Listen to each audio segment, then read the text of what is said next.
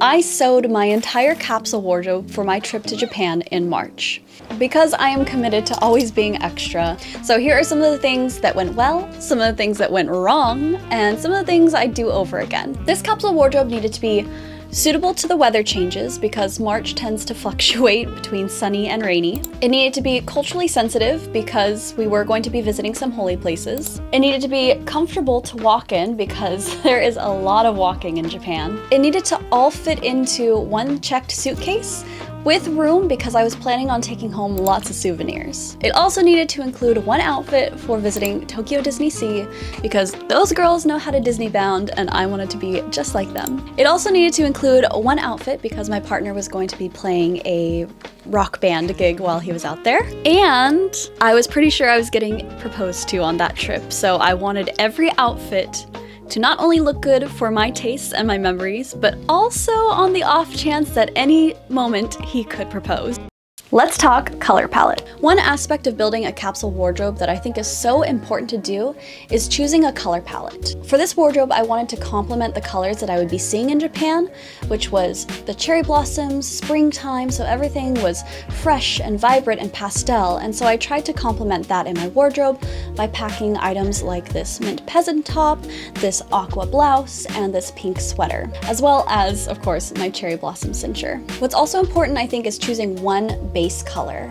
And that was where I made a mistake, as I tried to choose two. I chose black and cream thinking that I would have enough options between those two, but it actually kind of limited me and makes me regret just a little bit. See, I chose black because that is such a staple of my wardrobe. However, I didn't want to be mixing black and pastel the whole time. I did want some all pastel outfits, but unfortunately, because I had more black in my wardrobe, there were some days where I was kind of forced to wear black and cream together, and it just didn't look right. Everyone's favorite small talk. Let's talk the weather. Because we're going to be walking around all day and the weather can change really quickly, I needed pieces that could layer well. So my fleece line tights ended up coming in clutch so much. I ended up thrifting these at St. Vincent de Paul, and they have become an absolute staple in my wardrobe. They work perfectly under the skirts that I brought to keep me warm while also being easy breezy and comfortable. They work perfectly under my vacation pants, which were so comfy and absolutely perfect for walking around in. Cause you know I walk 1,000 miles just to have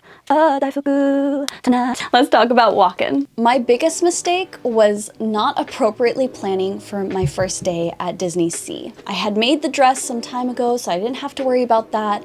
I had shoes that were comfortable and broken in, but I made the mistake of forgetting socks with those shoes because they are beautiful shoes from this small brand called Bali Elf.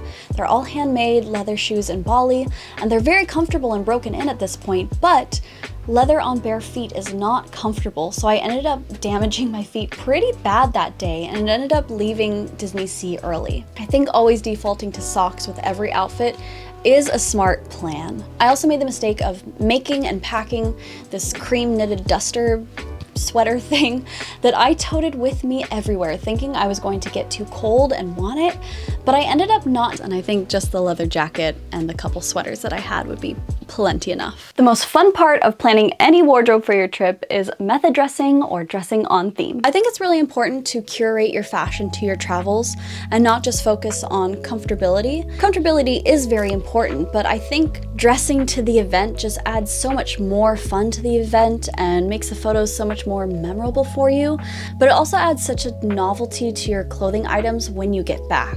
So every time I wear this cincher, I just think of the wonderful times that I had in Japan, of seeing the cherry blossoms fall from the trees, seeing everybody out on the blue tarps in the parks drinking beers and having a good time. So when I was thrifting one day, I found this silk robe that had cherry blossoms on it, and I knew then and there I had to turn that into this cherry blossom cincher. And having this was just such an added sweetness to the travels. Now, wearing corsets in public is a bit avant-garde, especially when you're traveling overseas. However, this added to the sweetness of the trip because when I met up with my partner's koto teacher, she ended up gifting me tons and tons of kimonos. We had a really beautiful moment of connection where I told her I want kimono fabrics to turn into more beautiful corsets because I know that the kimonos aren't really getting worn.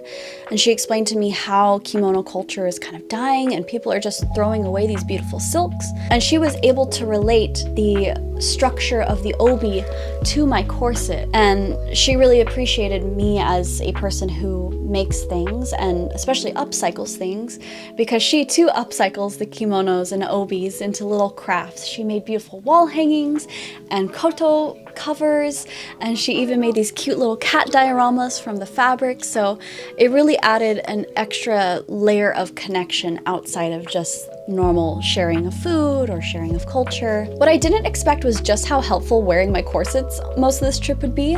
I brought this purple iridescent one to wear on a night out, and I don't think I've ever felt hotter. My man had bought me some stockings in Nishiki Market that night. I had got some hair sticks and I did this cool half up, half down with them. And I wore an all black outfit with my black leather and my purple cincher, and I felt so freaking hot that night. I think when you feel good because you're dressing good, you are primed to have an even better night. And so that night out was so cool. It was so neat seeing my man play the venue that he used to play like 10 years ago, seeing everyone turn out for him and his music and just jumping around, drunk, dancing, having a good time. That was honestly one of the best nights of my entire life, I think, because I had so much fun. It was so cool seeing my man play up there. The venue was so neat looking, and there was just something so fun about coming home late, full of beer, walking through the streets of Japan, and I love that so much. Like I said, having that special moment now tied to this garment just makes it even more sentimental. And because we are extra on this channel, let's talk about avoiding the tourist trap of just dressing comfy. One thing that I've noticed of tourists is a lot of them just pack for comfort, and so it's a little bit hard to go from day to night if you're just wearing leggings. Whereas I found that packing a couple A-line skirts that you layer with those like fleece tights underneath means that you can look nice all day but be comfortable as if you were wearing just leggings, and look nice enough to go into a restaurant, a nice restaurant, or go to a nice venue later. We got to see the geisha shows over in Gion, which was so beautiful, and I was a little disappointed seeing a lot of Americans in just leggings because, well, I guess maybe we do now, but I would hope that people wouldn't go to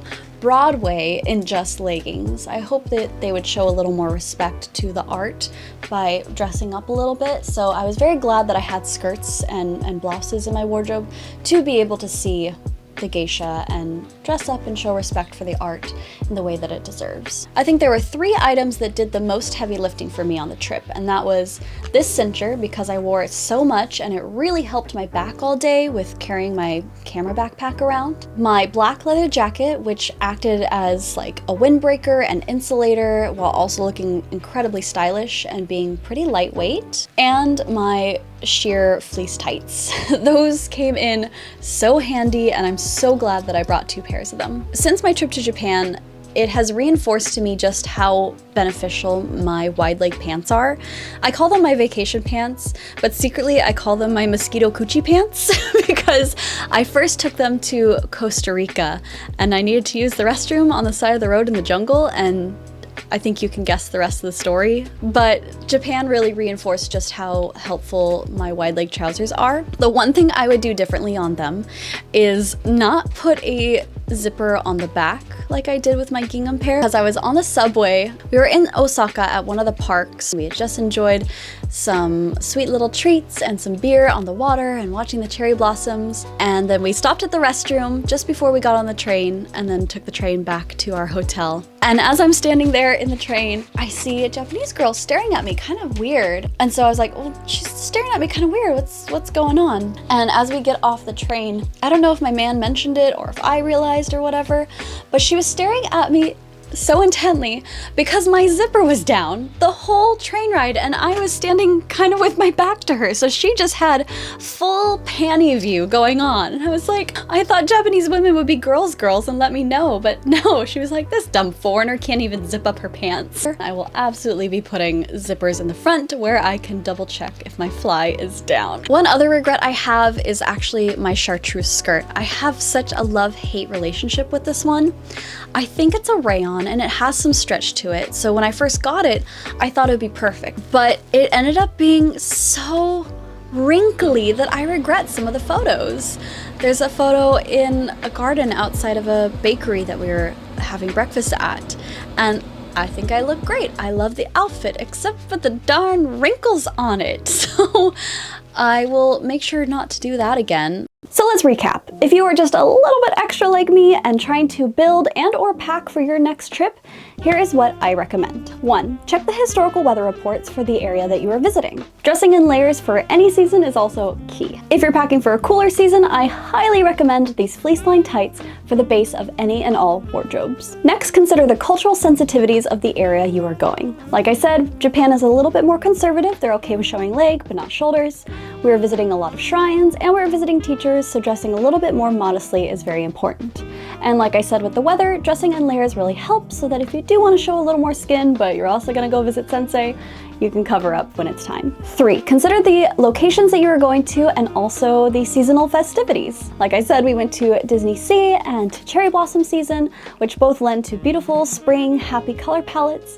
And we were also having a little rock and roll night, so basing a color palette around those festivities really helped tailor down the looks. Speaking of color palette, that was my biggest mistake on this trip, was not keeping one base color for all outfits. I highly recommend choosing just one base color like blue, black, gray, or brown, or cream if you're brave, as the foundation for all outfits. So make sure all your shoes are in the same color and your base pieces are in that color. That way you can endlessly mix and match your tops, your bottoms, and your shoes depending on your needs for the day and not have any fashion regrets like I did. And by doing this, you'll be able to save a lot of space in your suitcase so that you can bring home all the goodies and maybe even do more shopping there. Last but not least, try to avoid the tourist trap of just opting for what's comfy. I feel like when we're visiting another person's country, it's no different than visiting a stranger's home.